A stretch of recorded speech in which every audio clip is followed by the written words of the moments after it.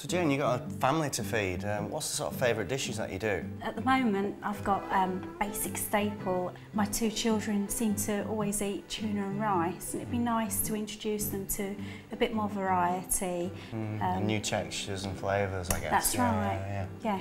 Well, I've got some sort of really nutritious and delicious ideas to sort of put by you about how you can get lots of vegetables, especially down your children and yourself, of course. Do they like soup? Yes, they do. They do? All right, great. Well, that's good. That's handy because we make like a soup base. So this is what they call a puree base. And all it is some onions cooked down in a tiny little bit of oil, some thyme, some vegetable stock, a couple of potatoes, and then you just blend it up. And that's it. That is your base. It's really simple. Yeah. And you can make lots of different soups with it. For example, here I've made a spinach soup. But basically, it's this with some spinach blended into it. Spinach is of course great because it's got lots of vitamin C in and iron, and the baby spinach is quite light in flavour, not quite as bitter perhaps as more mature spinach. It's a great way of getting sort of nutritious food down using soups as a That's form. really That's lovely, nice, yeah. So we'll make another soup with it, which is again, and it's just trying to show how flexible this soup is. So we're going to season this soup with a little bit of garlic. So we're just going to slice the garlic up there. And it's got a little bit of a kind of Spanish influence, this soup, it has to be said. So a tiny bit of olive oil has gone in there, and we're just going to gently cook. And then a tiny bit of a great little ingredient, which is some smoked paprika. Again, that'll give it that sort of Spanish flavour. We'll just quickly cook that off, and then just a tin of chopped tomatoes. The other thing that's nice about this is, of course, you're not having meat in all of these soups. You can put in vegetarian ones, which are the ones that Neil's making today, but you could, of course, put meat in. Again, it's a really nice thing to have some meat-free days. My husband likes a bit of meat in most things.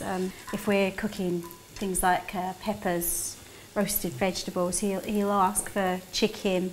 Otherwise, he doesn't feel it's a complete meal. We are reliant on meat quite a lot, but actually it's nice to have vegetables forming the basis of the meal, and something like a pulse gives a sort of nutty, meaty type texture. So actually you wouldn't be left feeling hungry, which I think is the main reason why people often say, oh, you know, I don't really want to have a meat-free meal. Yeah, be cheeky, don't tell him. Just serve it him and see what he does afterwards. I think I might be the best way.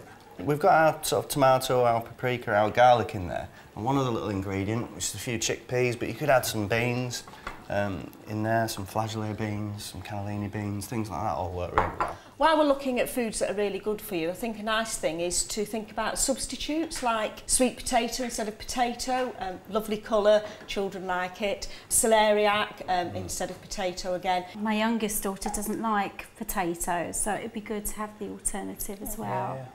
I think sweet potato would be a good start for you, Jane. It's high in vitamin C, isn't it? It is as well, yeah. Keep trying, keep pushing the boundaries again. I think that's the best thing. But here, that would be too intense.